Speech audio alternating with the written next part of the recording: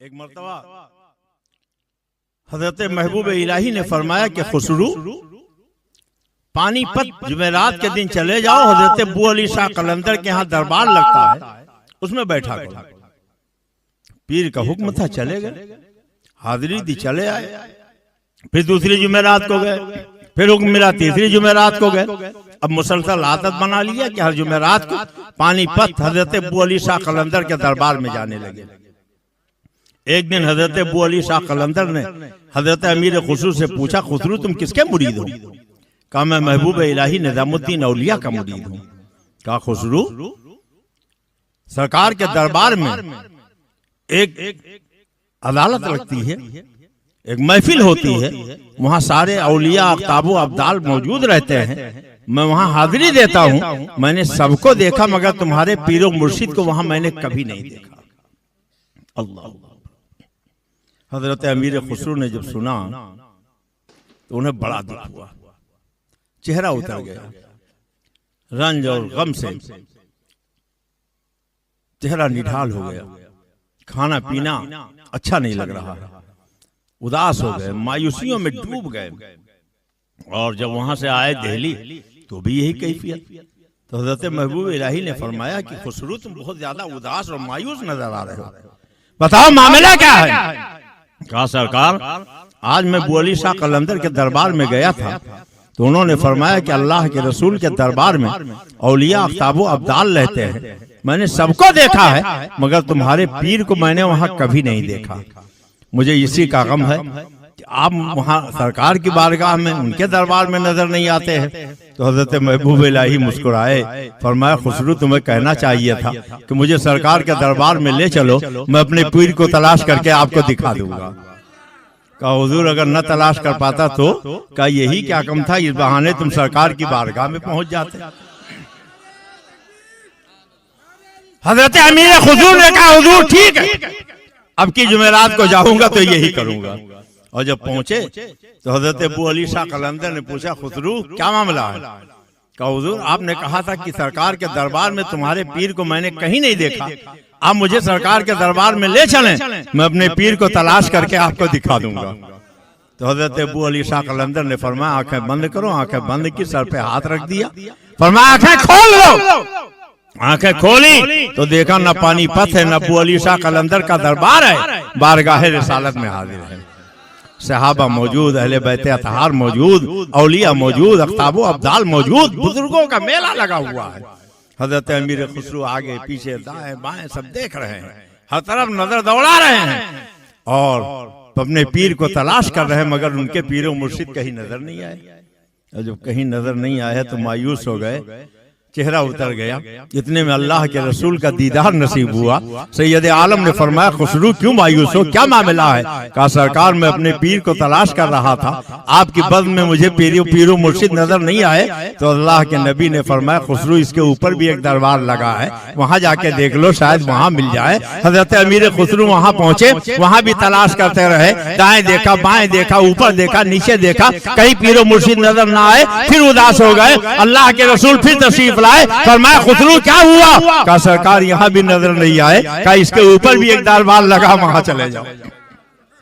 तीसरी महफिल में पहुंचे, वहां भी तलाश करते रहे, वहां भी नजर नहीं आए। अब और ज्यादा उदास हो गए। अल्लाह के नबी फिर तशरीफ लाए, फरमाया खुसरू क्या हुआ? कहा सरकार पीरो मुर्शिद नजर नहीं आते। अल्लाह के नबी ने फरमाया और ऊपर जाओ, एक महफिल और लगी है, वहां देख लो। इस तरीके से एक बाद दीगरे आखिरी मंजिल जो 7वीं मंजिल थी, हजरत अमीर खुसरू वहां पहुंच गए। और जब वहां पहुंच के उन्होंने तलाश करना शुरू किया तो हर तरफ ढूंढ डाला, कहीं पीरो मुर्शिद नजर न आए। अब तो जब्त से बात बाहर हो गई, आंखों से आंसुओं का सैलाब जारी हो गया, रोते रोते हिचकी बन गई। अल्लाह के प्यारे रसूल तशरीफ लाए, फरमाया खुसरू क्यों रो रहे हो? कहा या रसूल अल्लाह पहली मंजिल में देखा पीर नजर ना आए, दूसरी महफिल में देखा पीर नजर ना आए, तीसरी में देखा पीर नजर ना आए, चौथी में देखा पीरो मुर्शिद नजर ना आए, पांचवी छठी में देखा पीरो मुर्शिद नजर ना आए। अब ये तो आखिरी महफिल थी, सरकार यहाँ भी तलाश कर डाला, पीरो मुर्शिद नजर नहीं आए तो अल्लाह के नबी ने फरमाया कि खुसरू,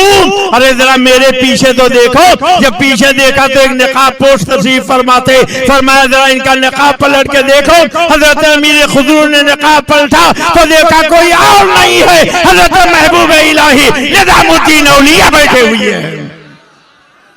हजरत अबू अली शाह कलंदर ने हाथ हटा लिया और जब हाथ हटाया तो हजरत अमीर खुसरू की जबान पे जारी था नमी दानम कि आखिर चूं दमे दीदार में रक्षम, नमी दानम कि आखिर चूं दमे दीदार में रक्षम, नमी दानम कि आखिर चूं दमे दीदार में रक्षम, मगर नाजम बई दौके कि पेशे यार में रक्षम, परी पैकन निगारे चलो कदे लाला रुखसारे सराता फते दिलबूद सब जाएगी मनबूदन, खुदा खुद मेरे मजलिस बूद, खुदा खुद मेरे मजलिस बूद, खुदा खुद मेरे मजलिस बूद, अंदर मका खुसरू मोहम्मद शम्मे महफिल बूद सब जाए कि मनबूदम, मोहम्मद शम्मे महफिल बूद सब जाए कि मनबूदम। कैसे अजीम बारगाह में आप मौजूद हो, किस बारगाह में आप मौजूद हो, इनकी शान क्या है। वलीरा वली में शनासन हम आप क्या समझेंगे। जब हजरत अमीर खुसरू न समझ पाए तो हम और आप क्या पहचान पाएंगे। क्या शान है इनकी, क्या मकाम है इनका, क्या मर्तबा है इनका, और कितना अदब करना चाहिए, कितना एहतराम करना चाहिए, ये भी अमीर खुसरू से पूछ लो।